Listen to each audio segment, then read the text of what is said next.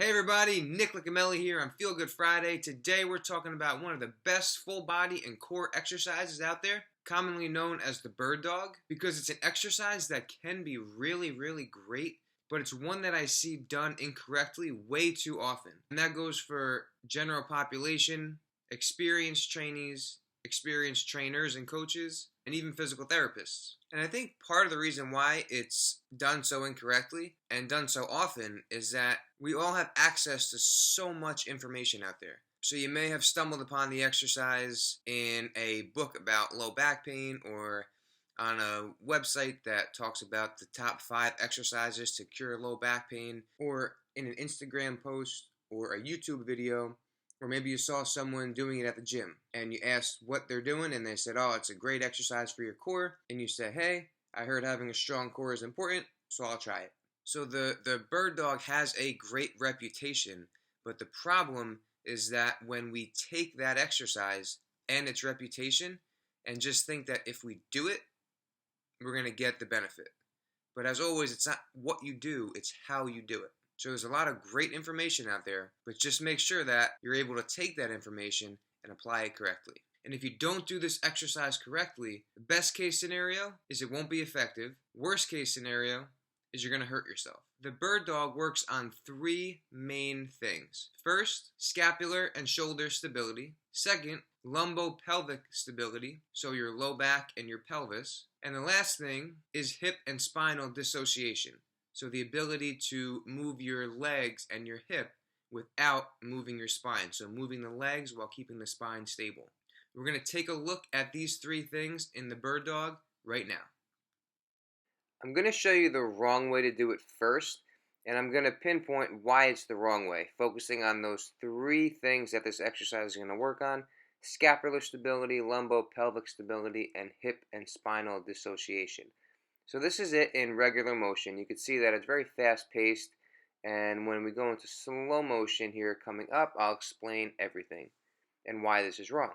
So you can see that my shoulder, my body drops down from my shoulder, right? So it sinks down right there. See, my shoulder is letting my body sink down.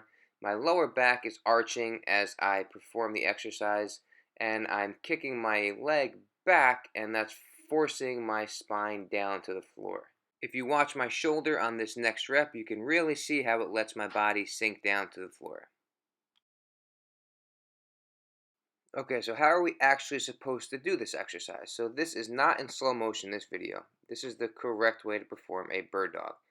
Before the motion even starts, I am bracing my core. So I am finding a neutral spine all the way from my head, my neck, my chin, my mid-back, all the way down to my lower back and pelvis is all locked in a neutral position.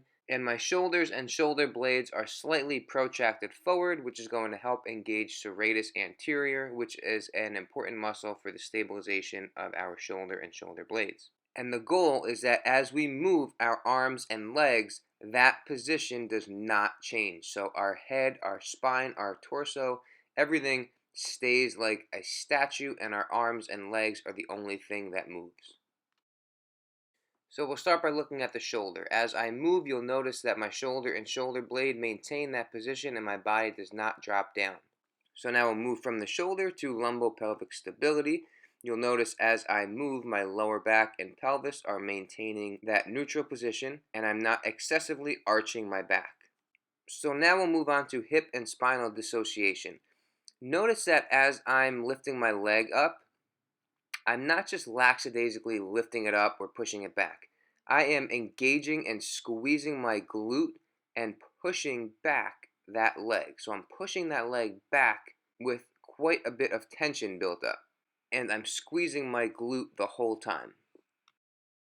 Here I'm going to show how to set the shoulders up just like that, as opposed to down. And then here I'm going to show the wrong way, just to kind of lackadaisically lift that leg up and arch the back, as opposed to this one right here where I'm scraping that foot on the floor and squeezing my glute. Thank you so much for watching. I hope this helps. Be sure to like, comment, and subscribe, and we'll see you next time.